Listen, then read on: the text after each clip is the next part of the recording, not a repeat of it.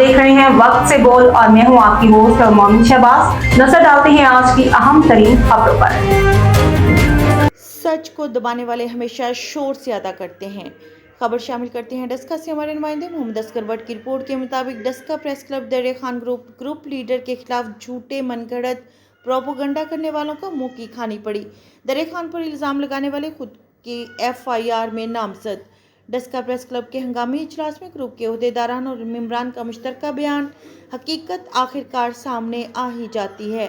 कुछ अनासिर अरसा दराज से माशरे में खौफ-ओ-धूस और प्रोपेगेंडा के जरिए अपनी हकीकत बनाने की कोशिश करते रहे, मगर कानून अवामी शऊर और हक़ाइक़ के सामने हर झूठ बेनकाब होता है। आज वक्त साबित कर रहा है कि किरदार, सच्चाई और अवामी एतमाद ही असल ताकत हैं।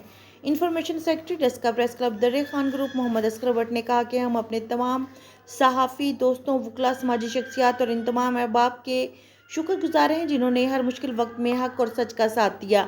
हक़ की आवाज़ ना कभी रुकी और ना कभी रुकेगी इंशाअल्लाह। अब तक के लिए इतना ही। मज़ीद खबरों और अपडेट्स के लिए देखते रहें वक्त से बोल।